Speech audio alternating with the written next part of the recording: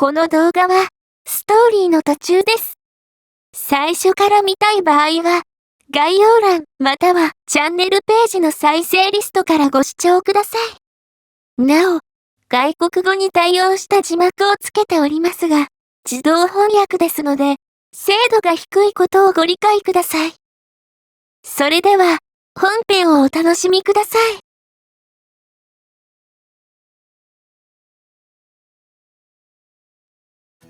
午後の LHR の時間。いつものどうでもいい話や面倒くさいアンケートと違い、今日はクラス会歩きの時間だ。それじゃ、文化祭の話を詰めるぞ。教壇に立った文化祭実行委員の宝泉が話を進めてくれる。クレープ屋の模擬店の申請をしたのは皆の衆知っての通りだが、無事通ったぞ。おお、やるじゃない。場所は教室、それとも中庭取れた？無論、中庭だ。あんたこういう時の引きは良いもんね。さすが、鬼引き軍実大将。もっと褒めてくれたまえ諸君。これで調子に乗らなけりゃもっと人気も出るんだろうけどね。しかし、中庭とは頂上、売り上げは見込めそうだな。それ、美味しいクレープが作れればっていうのが前提じゃない。そういうことよ。ということで、細かいところをちゃっちゃっと決めないといけないわ。ロと同じく教壇に立った女子の文化祭実行委員が話をつなぐ。文実一人褒めてても、美味しいクレープはできないから、役割を決めないと。もうちょっと褒められたかった。言ってなさい。それじゃ、決めていくわよ。そんなわけで、料理班や飾り付け、テント設営、メニュー表作りに呼び込み、そういった具合に、ひとまずの係決めが行われる。一応、希望者に係はなってもらうものの、ガチガチになっても面倒なので責任者以外はフレキシブルに。ただし、どの係も必ず責任者を決める、誰かが中心にならないと、人は動かないものだ。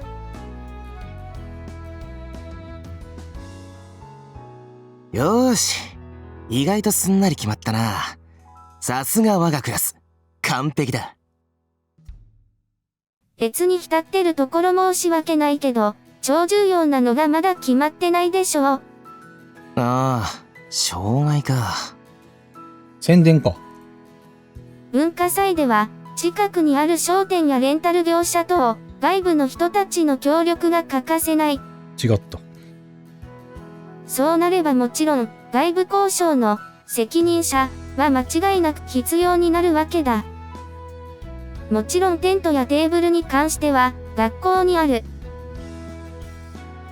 また、コンロやガスといったものは、学校側が仲介役になり、一括レンタルすることもできる。だが、そのあたりは各団体が自由にできる部分でもある。安く抑えたい学生たちとしては、つてを頼ったり、近くの商店街のお店と交渉したりすることが、毎年の常だ。こと材料が多い、クレープ屋、ともなれば、予算との戦い、交渉次第で天国も地獄も決定される。つまり、責任重大。やりてえ人。さっきまで、ざわついていた教室内が一気に静かになる。これはまた、皆の衆、わかりやすいことで。宝泉が兼任じゃダメなのかい？いや、俺は俺で、文化祭実行委員の仕事や、学校側と交渉しないといけないから。まあ、首が回らなくなる可能性は困るね。さすがに、オーバーフローして支障が出るのは避けたい。やっぱり、次戦はいねえよな。そう教室全体を見渡して。ということで。何が、ということ、なんだ。向けられた視線に思わず苦笑を返してしまう。いや、この状況は予想できたからさ。飲食店を知り尽くしたお前さんの力が必要だ。知り尽くすってほどじゃないけど。とはいえ、おおよそ予想できたことでもある。もともと文化祭については手伝う予定だったから、こういう仕事が回ってくるのも織り込み済みだ。わかった、俺がやるよ。手を挙げる。ヤッホー、助かるぜ。乗せられた感もあるけど、これで会議が終わるなら、安いものだ。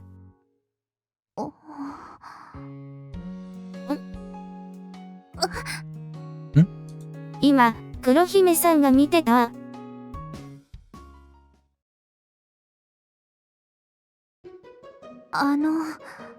LHR も終わって放課後になると、黒姫さんが声をかけてくる。どうしたの？いえ、なんか、悩んでる？別に話しにくいことなら、すぐじゃなくていいよ。障害の役、あっさり受けたので。そのこと、文化祭の手伝いはするつもりだったし、別にいいかなと思って。嫌ではなかったんですか？別に、むしろグダグダ決まらないことの方が面倒だ。ですけど、それじゃあ。仕事を押し付けられたわけじゃないよ。なるほど、言いたいことが大体分かってきた。経緯がどうであれ、俺がやりたいと思ったんだ。はい、そうですよね。すみません。別に、謝るほどのことじゃないけど。はい、すみません。また、謝られてしまった。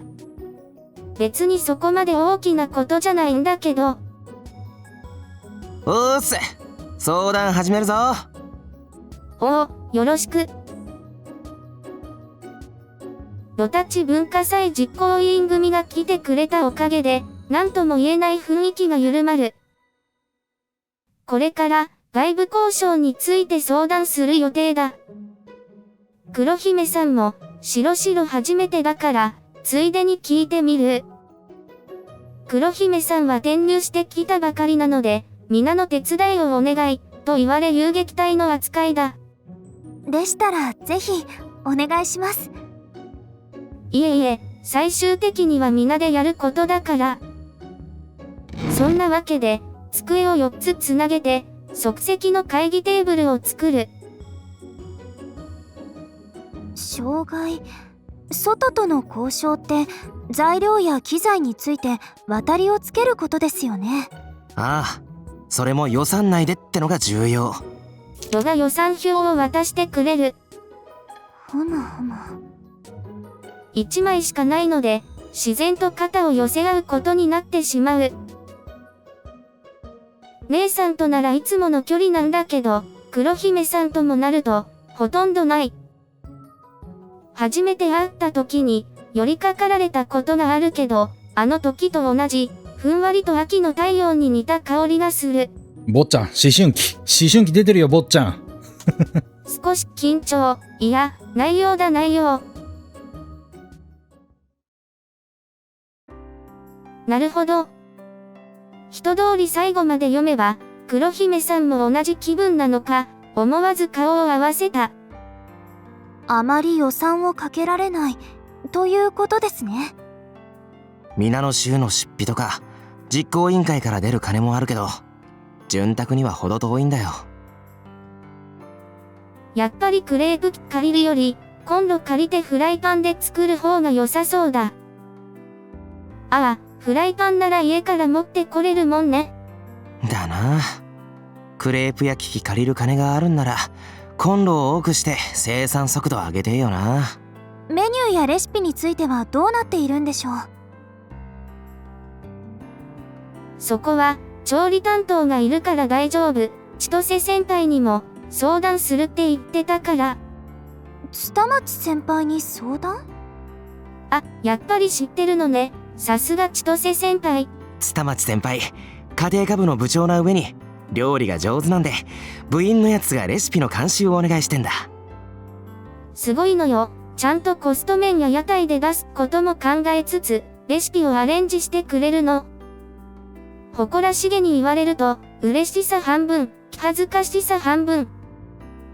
なぜ人は、家族が褒められていると、自分が褒められた以上にそわそわしてしまうのだろう。やっぱりすごい方なんですね。まあ、姉さんとの相談は、担当にお願いするとして、材料の確保を考えないと。恥ずかしくなって話題を変える。材料の確保ですか。黒姫さんが予算表とにらめっこ。材料費が書いてありますけど、これを上限に考えてということですよね。上限というか、その逆の努力目標。あらま。お店回って一番安い値段見て計算したのよ。それでもまあ、それなりはするのよね。お前は材料の確保、どんな感じで考えてんだ？宝泉が俺に振ってくる。ひとまずは、ヒコロモ亭と取引してるところに相談かな。問屋さんからなら、安くなるかもしれないし。あ、いいじゃん。ただ、姉さんたちも家庭株でお願いしてるから余裕ないかも。確かに。ああ、そっか。そうなるよな。うまくいかねえもんだな。家庭株はかなり本格的なお菓子を出してくる。今回はサポート、と姉さんは言ってたけど、馴染みの問屋に交渉してないはずはない。差し出がましいかもしれませんが。何？もしかしたら、なんとかなるかもしれません。お？なんとかなるって、材料を安く手に入れられるってことを。はい。でも、あまり期待はしないでくださいね。いや、まだ入荷方法を決めてないから渡りに船なんだけど。そんな手よくあるな。もしかして、親御さんが食品関係かなんか？そういうわけではありませんけど。なんだか曖昧だ。もし大変なことをさせるなら、申し訳ない。いえ、私も皆さんの役に立ちたいです。言いながら、黒姫さんが俺を見る。あなたと同じ、ですよね。俺と同じ？俺は皆の役に立ちたいというより、自分のやりたいことをやってるだけなんだけど、俺は、ちょっと連絡してみます。少々お待ちください。黒姫さんがスマホ片手に廊下へ出て行ってしまった。おー。当てって何かしら？なんだろう。なんだろう。お前がわかんねえんじゃ相当だな。相当って、会って数日しか経ってないんだから、誰だって無理だよ。けど、お前と黒姫さんが一緒にいること多いだろ？前から会ってたみたいだし、縁があるじゃねえか。確かに、縁がある、といえば、間違いなくある。でも、黒姫さんを知っているわけでもない。家も知らなければ、初日に休んでいた理由も知らない。そう考えると、本当に不思議な子だ。話しやすいからあまり気にならなかったけど、例とは別の方向で不思議な人だ。文化祭の資料の整理や他にも必要なものをリストアップしていると黒姫さんが戻ってくる。あ、どうだった？はい。お話は通してもらったので、改めて相談に行きます。マジで？うん。これからの交渉次第、ということになりますけど。それでも大きな前進だ。ありがとう。よかった。商店街のお店だそうなので、この後話を聞きに行きます。へえ、もうそんな話まで？一体。どうやったんだ？それは秘密です。楽しそうにウインクされてしまった。俺手間をやないかい。やめろ。それじゃ、俺も一緒に行っていい？障害役だし。はい、お願いします。お店の場所を聞いただけなので、地理に明るい方がいるとありがたいです。それもそうだ。あれ？行ったことのない店なのか？どうして、そんなつてをつなげられたんだ？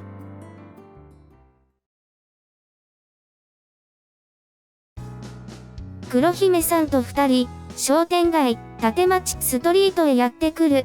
商店街、想像していたものと全然違いますね。屋根はないからね。立町に来るの、初めて？はい。こっちでしょうか。スマホで地図アプリを開いているらしく、その誘導に任せている。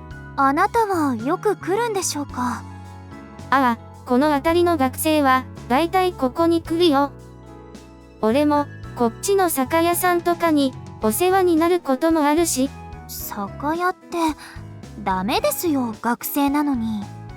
いや、姉さんのところや近くの旅館の入荷の手伝いだよ。よかった。飲酒する不良さんかと思いました。会話ってこういう風に広げるんだな。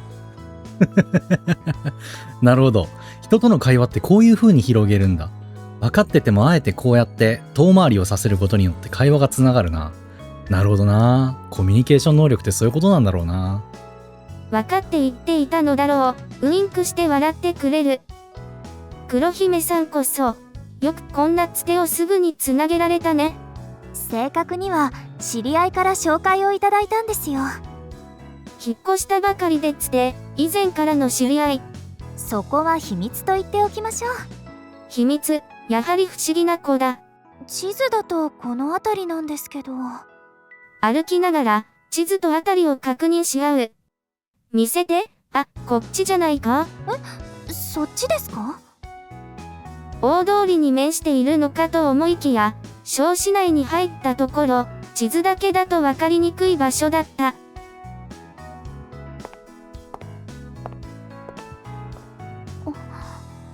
ここでしょうか。見た目はあまり商店には見えないお店だ。黒姫さんの話しぶりを考えるに、つて、とも取引のある、問屋さんなのかもしれない。だったら、店構えがお店らしくないのも納得だ。先にご挨拶をしておきたいので、その後にお呼びしますね。わかった。終わったら呼んで。つて、が家族だったり、親戚だったりしたら、その話が出るのは恥ずかしいかもしれない。わかりました。でも、こちらを覗き見てはいけませんよ。鶴の恩返し。乙女の秘密的なものに絡むので。ではでは。微笑みながら、問屋に入っていく。乙女の秘密。冗談なのか、それとも本気か、謎だ。お待たせしました。どうぞお入りください。黒姫さんと一緒に、商店の中へ。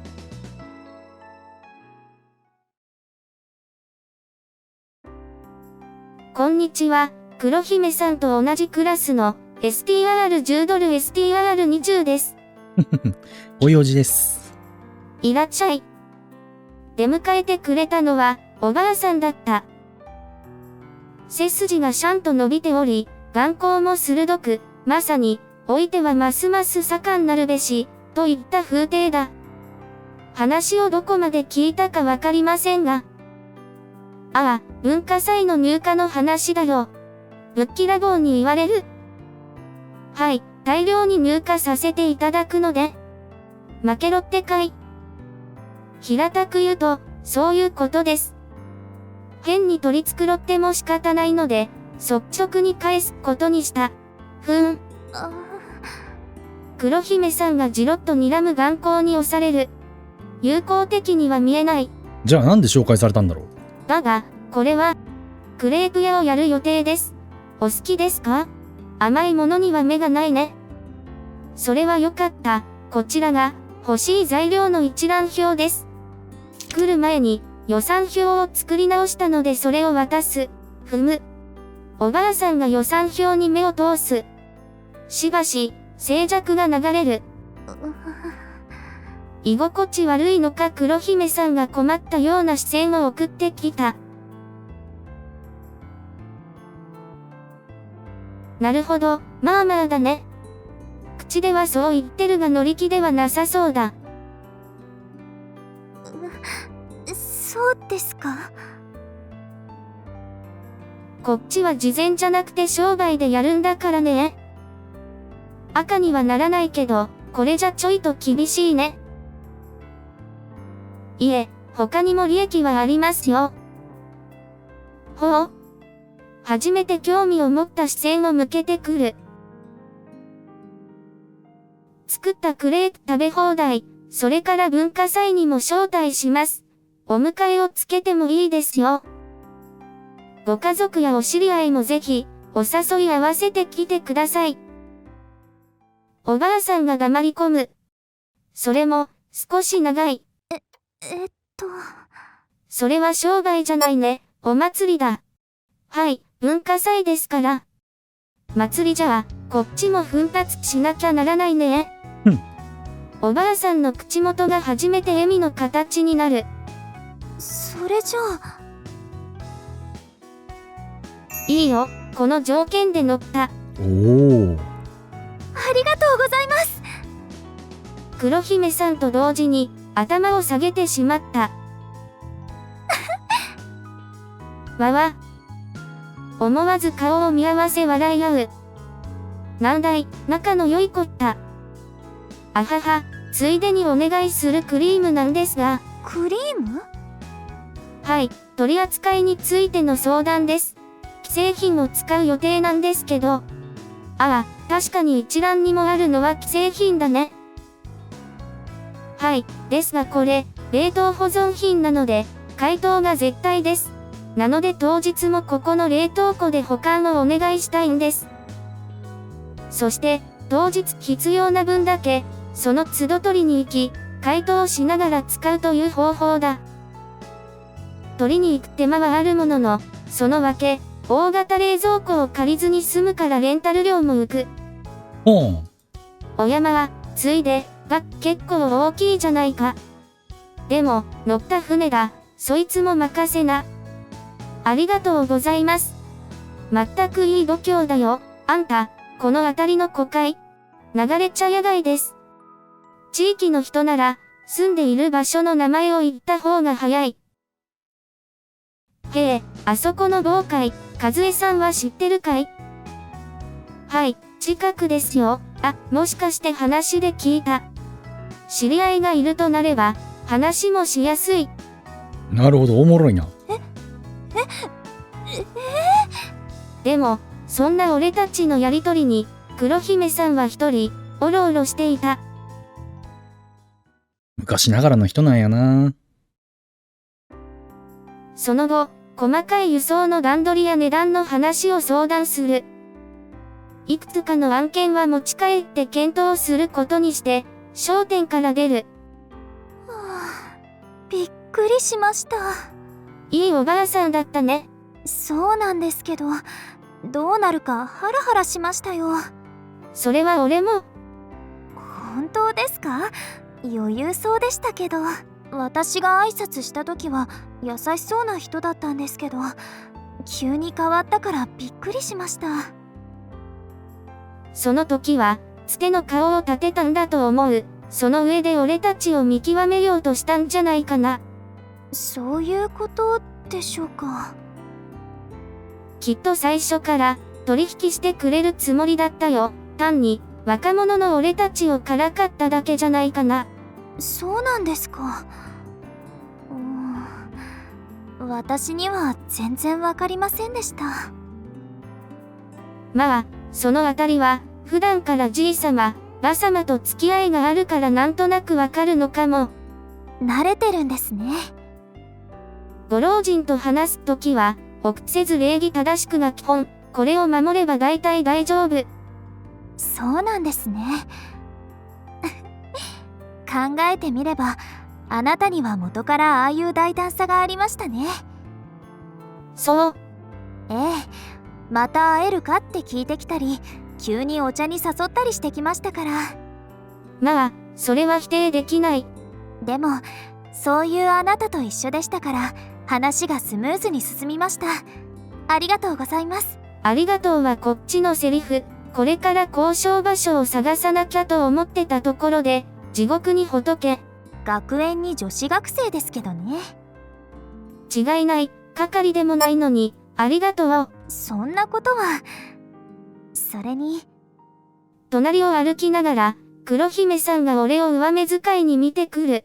これ、デートみたいで楽しかったですし。そっちからそれを言うか。ほほ。待てよ。そういえばそれを見てなかったな、これ。甘えですか。ちょっと上がった。よくわかりません。69%。頑張りてー。8割に乗せたいな。8割に乗せたいな。思わぬ言葉にびっくりする。だって放課後に学生2人で商店街ですからね。そういうことを考えません？買い食いの一つでもしたいね。ああ、いや、交渉の方ばっかり優先してたから。言いつつなんだか少し意識してしまう。照れてますね。いや、急に言われれば、そりゃ、おばあさんと話してた時はあんなに自信たっぷりだったのに。不思議です。なんだか嬉しそうな顔をされてしまう。不思議なのは、こっちなんだけどな。